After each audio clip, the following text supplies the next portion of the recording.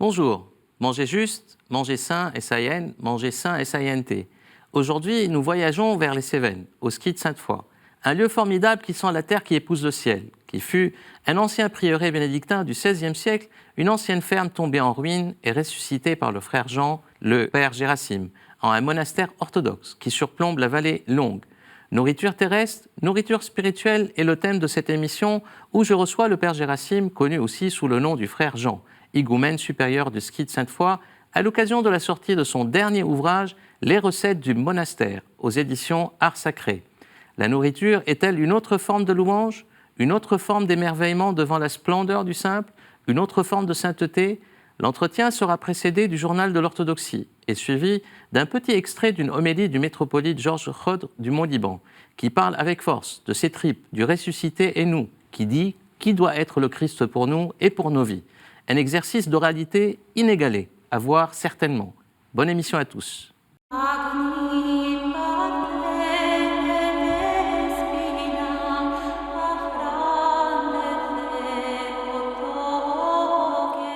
Mot à tous, visite du patriarche œcuménique de Constantinople, Bartholomée Ier, en octobre dernier, à Cariès, la capitale administrative du Mont Athos, où il a déclaré la canonisation de 4 anciens moines de la Sainte Montagne, considérés comme de grands pères spirituels athonites, à savoir Daniel de Katounakya, Jérôme de Simonos-Petra, Joseph Lésicaste et Ephraïm de Katounakya.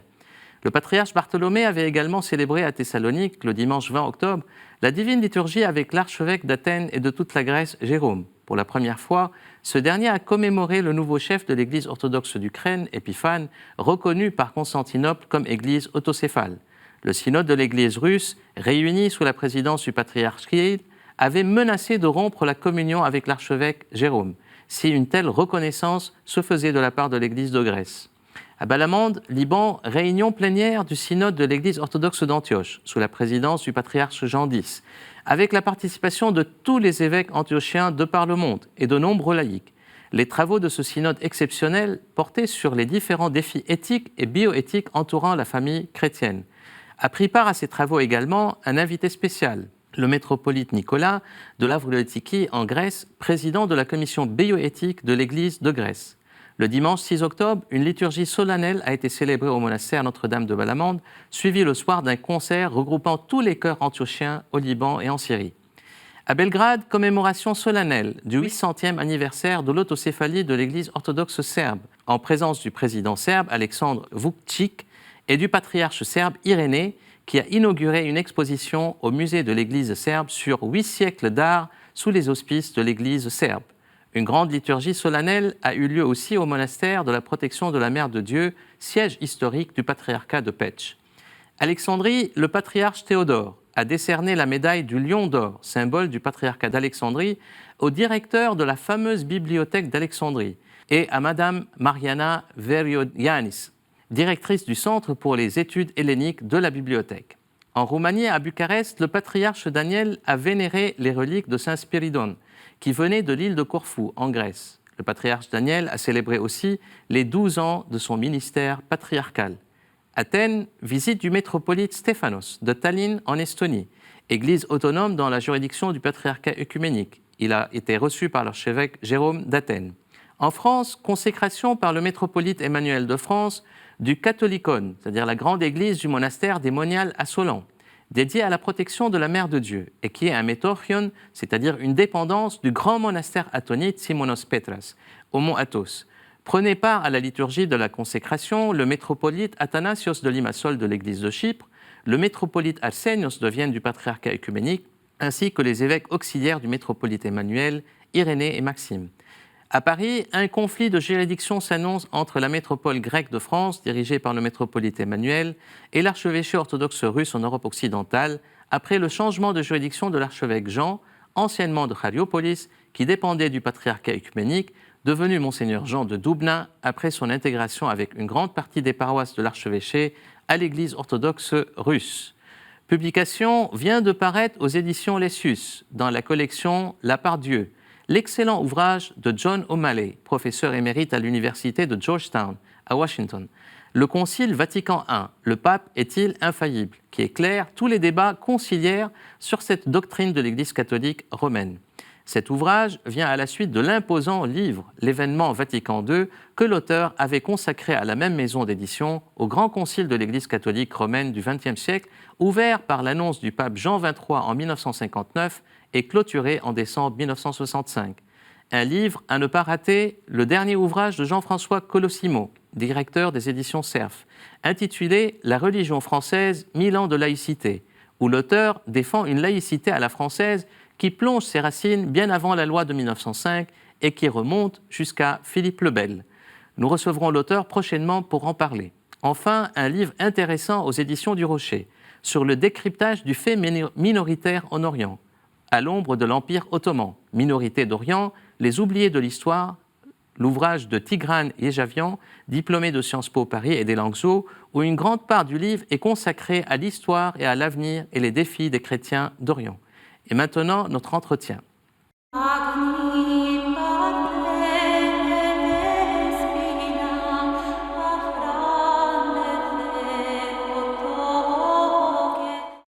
La beauté sauvera le monde, disait Dostoïevski. Réflexion pleinement d'actualité s'agissant du ski de Sainte-Foy. Cette fondation monastique orthodoxe fondée en 1996 dans les Cévennes.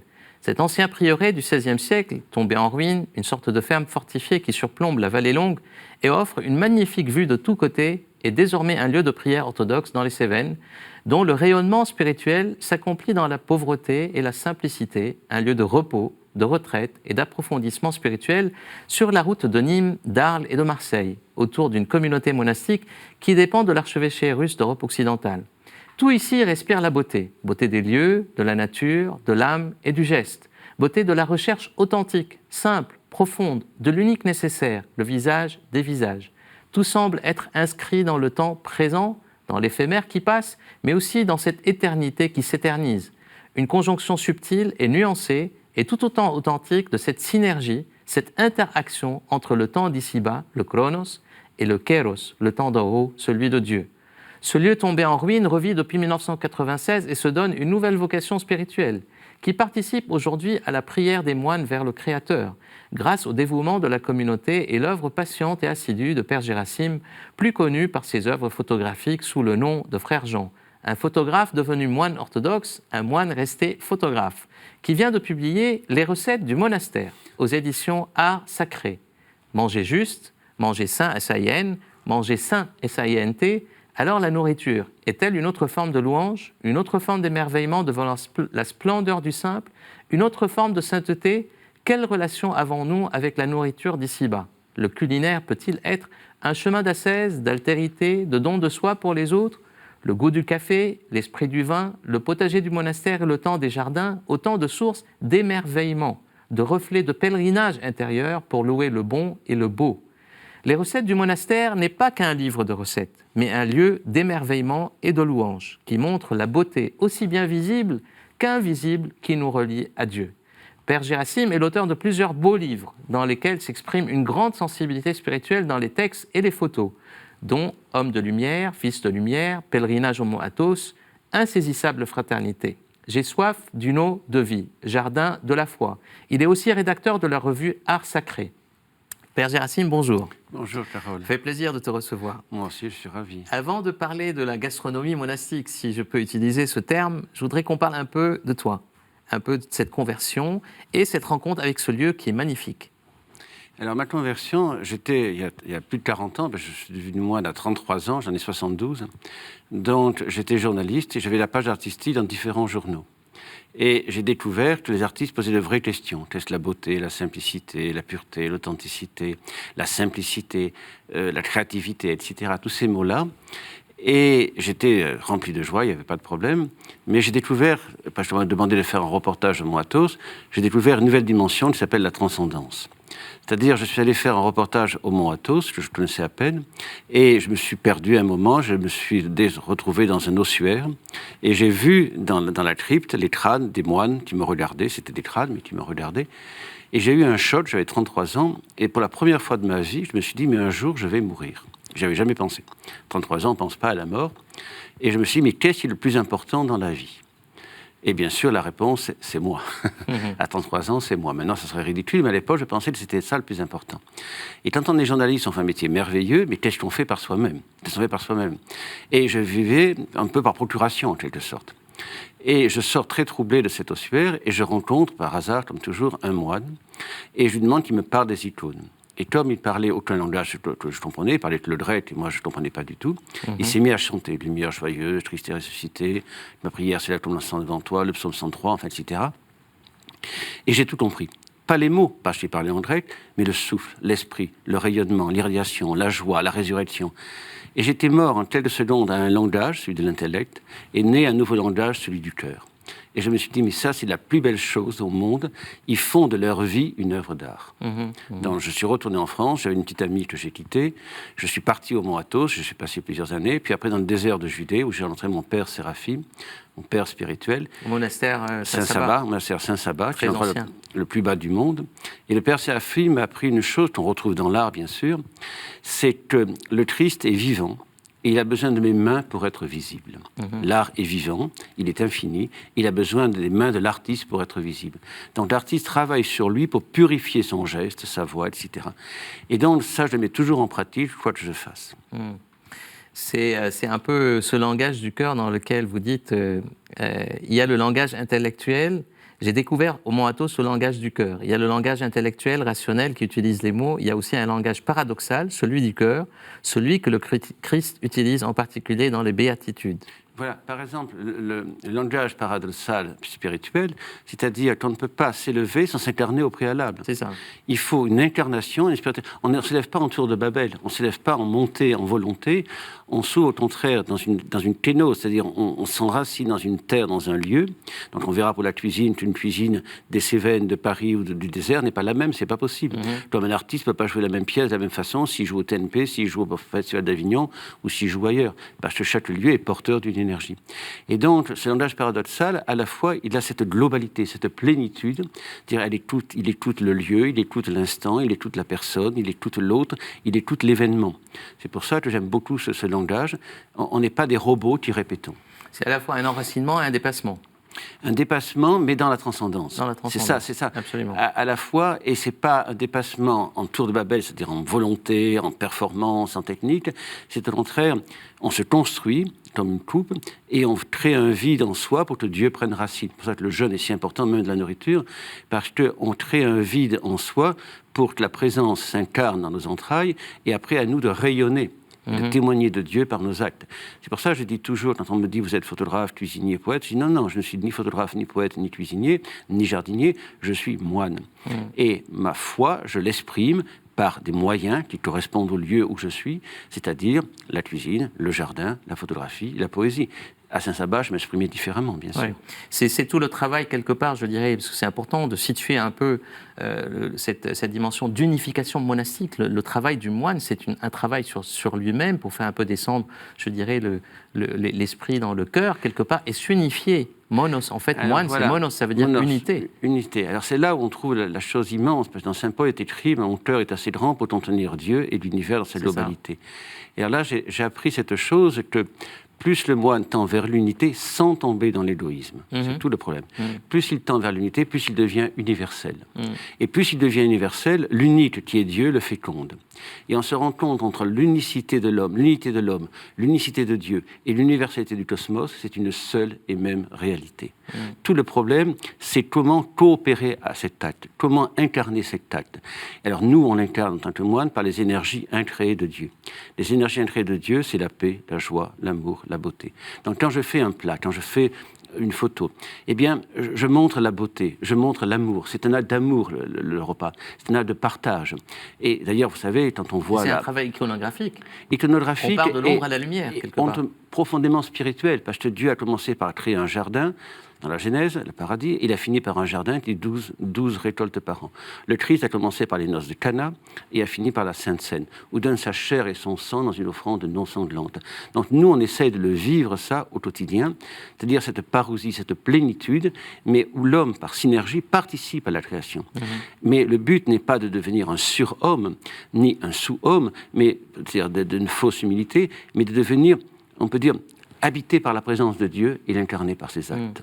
Alors, la rencontre avec ces lieux, le skit en tant que tel, qui était un ancien prieuré, comment elle s'est faite? Et puis, comment on est arrivé, tu es arrivé quelque part à devenir, parce que je ne vais pas énumérer en fait tous les reportages qui ont lieu sur le ski de Sainte-Foy, qui est très connu, qui est une table gastronomique, qui est cotée. Il y a des critiques culinaires qui ont pas mal écrit des papiers qui sont très intéressants. Comment s'est faite à la fois la rencontre avec les lieux, mais aussi ce cheminement vers le jardin, vers la beauté du jardin, vers la beauté des matières aussi qui sont utilisées, et vers la présentation des mets, quelque part, qui est très travaillée, très soignée, avec beaucoup de beauté et de spirituel, quelque part. Et là, il y a beaucoup de questions. D'abord, oui, on est un ancien prieuré du XVIe siècle, mais au XIe siècle, on est une tour à signaux, c'est-à-dire qu'on a une vue de 360 degrés. Moi, je dis 380, comme c'est la dimension intérieure. Ouais. Et avant le christianisme, il y avait des cupules celtes, parce qu'il y avait les Gabales qui étaient là, donc avant les Gaulois, et Javol, qui est pas loin du monastère, était la capitale du pays du Gévaudan. Donc, on peut dire que ça remonte bien avant même le christianisme. Donc, c'est un lieu tellurique, un lieu puissant, où on peut rester en silence et en priant. Alors, quand j'amène des groupes au désert, je dis toujours, le désert, c'est le lieu où Dieu parle au cœur pur. Le désert, c'est le lieu où le démon vous tente. Donc, dans le monastère, c'est pareil. Vous laissez tous vos problèmes à la porte, et ce que vous venez écouter, c'est vous, l'univers et Dieu.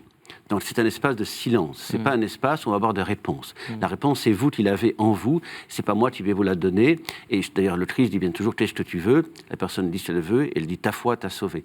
Donc bien savoir qu'on y trouve ce qu'on y apporte, et c'est un lieu puissant, tellurique, où on sent que la présence de Dieu est incarnée par la pierre, par toutes ces choses-là. Ensuite, comment on témoigne de Dieu? Bien, d'abord par la prière. Moi, c'est l'axe de ma vie, par l'Eucharistie, par la prière, mais on essaie de rendre tout liturgique action de grâce. Quand on prend un verre d'eau, parce qu'on boit l'eau de la source, c'est même pas rien, on arrose le légume à l'eau de la source. Ensuite, quand je plante par exemple des radis, parce que bon, les radis on ne plante pas n'importe quand, il faut écouter le soleil, il faut écouter la lune, s'il fait trop chaud, s'il fait trop froid, ça ne marche pas, donc il y a énormément de paramètres pour faire planter des radis. Et quand je plante des radis, je suis trois. C'est-à-dire il y a moi, parce que 72 ans quand même la terre elle est basse, je ne sais pas si à Paris elle est basse, mais dans les Cévennes elle est basse, et il faut toucher le sol, donc il faut arriver à avoir ce geste juste. Il y a la graine, et qu'on ne plante pas n'importe quand en fonction du soleil et de la lune, je le répète, et il y a la prière, comme une métanie. Donc chaque fois que je fais un acte, j'essaye de poser ce côté sacramentel, où j'unis le ciel et la terre dans un geste. Et après, je pars donc de la graine jusqu'à la ratatouille, et donc je répète aussi que la graine, on l'arrose à l'eau de source, c'est une eau vivante, mais tout ça, c'est des paramètres très importants, que les chefs cuisiniers sont très impressionnés. Et quand ils me disent, mais donnez-moi une recette, père, donnez-moi une recette, alors évidemment, je taquine un peu parce que je suis moine, je peux me permettre de taquiner des chefs, je leur dis, j'ai la meilleure du monde. Alors ils me regardent un peu surpris, et je leur dis, mais c'est très simple, je prends des produits de qualité. Alors moi, je ne dis pas le terme en bio, mais naturel, simple, des produits de naturel. Je prends des produits du lieu, c'est-à-dire on est dans les Cévennes, on n'est pas en Bretagne, en Normandie, etc. Et je prends les produits de saison. Donc, je prends des produits sains, du lieu et de saison, que je partage avec amour avec des frères ou des pèlerins. Et les chefs souvent me disent, mais c'est vrai, c'est ça la plus belle recette du monde. C'est-à-dire être à l'écoute d'une infinité de paramètres, on est en résonance avec l'instant, l'éternité, et qu'on le partage avec des amis. Et comment vous êtes arrivé à cette gastronomie monastique? Parce que c'est une bonne table, au-delà, je dirais, de cette dimension qui est très très importante, de communion avec la terre, avec ses produits, avec tout ce qui est vivant dans cette terre. Mais il y a aussi en fait la manière de cuisiner qui est très importante et qui est bien notée. Alors moi, je peux répondre d'une façon monastique, je ne réponds pas directement, mais je dis restez émerveillés. Restez émerveillés par une fleur, émerveillé par le simple, pas par l'extraordinaire.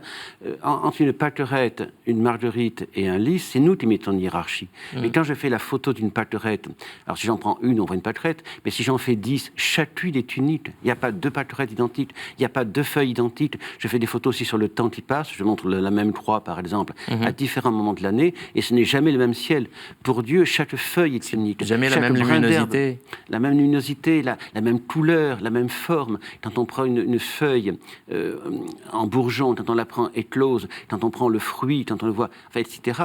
Je veux dire, c'est une histoire sans fin, et je le dis avec autorité parce que ça me semble vrai, l'homme uniformise là où Dieu personnalise chacun pour Dieu et le Fils unique. Chaque instant est lourd de la présence.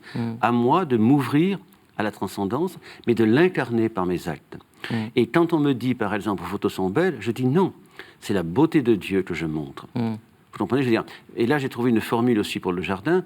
Je dis, le jardinier ne cultive pas des salades, le jardinier cultive la terre. Ça veut dire quoi, ça? Ça veut dire que la salade, c'est pas le jardinier qui l'a faite. La tomate, c'est pas lui. Le radis, la carotte, c'est pas lui qui l'a faite. La terre, c'est pas lui qui l'a faite. Le soleil, c'est pas lui qui l'a fait.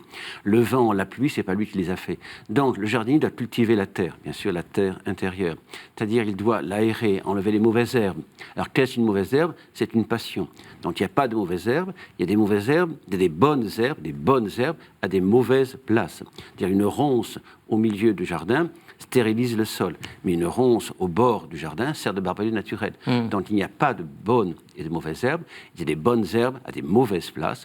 Et c'est vrai que lorsque je prie, je suis dans une plénitude, dans un silence, et lorsque j'accomplis un acte, quand je prends une photographie, là j'ai dit un mot que je n'aime pas, quand je prends une photographie, je ne prends pas une photographie, je reçois une photographie. C'est ça. C'est-à-dire, je mets en état de réceptivité, et à moi de la montrer dans toute sa majesté. Et c'est pour ça que la couleur du moine, c'est la transparence. La transparence et l'obéissance. On reçoit parce qu'on est en synergie quelque part aussi, avec cette beauté qui existe un peu dans en un tout. émerveillement. On ne peut pas savoir. Lorsqu'on s'arrête, qu'est-ce que le monde est beau. Qu'est-ce que le monde est beau quand on s'arrête. Mais il faut s'arrêter, pas simplement de marcher, mais de penser, de vouloir, de courir, de tout savoir, de se laisser initier. La nature est un livre qui va vous dire des choses que les mots ne pourront pas dire. Par exemple, pour le grain de blé, il doit mourir pour donner des fruits. Mais s'il meurt sur la route, il est dévoré par les corbeaux. S'il tombe dans les rochers, il est enthousiaste, mais il s'assèche. S'il tombe dans la mauvaise herbe, livré, il va être étouffé par les passions. Il faut qu'il meure pour donner beaucoup de fruits. Et quelle est cette mort qui donne la vie? Et ce livre de recettes, alors, c'est excellemment bien présenté, illustré avec les beaux produits. Par exemple, là, si je prends caviar d'aubergine, des belles aubergines. Oui, avec aussi une belle... Mon caviar d'aubergine était meilleur que le caviar, je ne sais pas trop qui, un caviar russe, vraiment, il est dit le critique. Il y a des recettes en fait très variées, le hummus de pois chiches, des tapenades d'olives noires, tarte aux courgettes au pélardon, le velouté de potiron. Et à chaque fois, il y a en fait bien sûr la recette, mais il y a aussi cette belle présentation, cette mise en relief, je dirais, de cette beauté des produits, mais aussi de beauté du plat. Vous soignez énormément, tu soignes. Je passe du vous au tu et du tu au vous. On se dit tu parce qu'on est frères. Mais en Christ, mais le problème, c'est que même dans le chant, c'est beau. C'est-à-dire qu'il n'y a pas c'est beau là et c'est pas beau là. On essaie d'être dans une écoute permanente, je ne sais pas comment dire, c'est-à-dire qu'on n'est pas dans la volonté. Si les photos sont belles, c'est parce qu'il y a une relation. Il y a une histoire que j'aime raconter, par exemple. C'est un enfant qui arrive au monastère avec ses parents, et je lui propose de venir m'aider à ramasser les haricots. Et donc on ramasse les haricots, après on les étête, après on les fait blanchir, on les fait au wok, on les fait avec un peu d'ail. Et la maman était surprise, elle dit « Mais comment ça, tu ne manges jamais d'haricots à la maison, tu n'aimes pas ça ?» Et l'enfant dit la phrase la plus belle du monde, il dit « Maman, c'est moi qui les ai faits. » Super. Et du coup, il aime parce qu'il était participant à la création. Parce qu'il offre quelque chose. C'est moi qui les ai faits.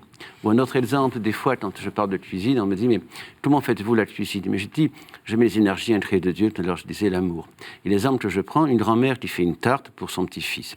Et le petit-fils dit « Grand-mère, ta tarte, c'est la meilleure du monde. » Et la grand-mère, elle a mis des œufs, de la farine, du beurre, enfin, elle n'a rien mis d'autre, mais elle y a mis de l'amour. Et cet amour, c'est contagieux. Juste vraiment une minute, très rapidement, le jeûne. Est-ce qu'il faut jeûner en présence du fiancé? Il faut jeûner pour la résurrection. On est vraiment dans un environnement de la beauté et le Christ est parmi nous. Alors on va prendre un exemple, parce que si je parle du jeûne, ce serait tellement long et c'est dommage. Très rapidement. Prenons un exemple d'un danseur. Un danseur, s'il mange une paella, un touche-touche, une choucroute avant de danser, il ne peut pas. Donc il n'est pas non plus en hypoglycémie. Donc le danseur jeûne pour bien danser. Nous, quand on jeûne, c'est pour la résurrection du Christ. Ce qui motive le jeûne, c'est la danse pour le danseur. Nous, c'est la résurrection du Christ. Et quand on jeûne pour l'Avent, on va bientôt dans le jeûne de l'Avent, eh bien, c'est la naissance du Christ dans le cœur de la nuit la plus longue, et dans le cœur de la terre. C'est très beau. Il faut être des gladiateurs, je dirais, du combat Dieu spirituel. Dieu s'est fait homme pour que l'homme devienne Dieu. C'est parfait. Et la gloire de Dieu, c'est l'homme vivant. Saint Irénée de Lyon. Merci beaucoup, Père Gérasime. C'était magnifique. C'était à la fois dense et très, très spirituel, mais aussi en même temps, en fait, la beauté de la matière, la beauté en fait de tous les produits que tu mets en exergue est magnifique dans ce très beau livre qui est très, très bien illustré avec de très, très belles images. Et il y a de belles recettes à l'intérieur. Alors on le trouve dans les bonnes librairies ou alors au monastère parce qu'il est très mal diffusé. Ça, c'est un problème. Parfait. Merci à tous de nous avoir suivis. On se quitte avec un extrait vidéo d'une homélie du métropolite Georges Rode du Mont-Liban. On parlait en fait du Christ, comment le ressuscité doit être parmi nous, où le métropolite Georges s'exprime, mais avec une force de l'oralité inégalée, dans un sermon qui est une sorte de plaidoirie spirituelle. Monseigneur Georges nous parle du Christ qui doit être dans nos entrailles. Je vous dis à bientôt pour une prochaine émission.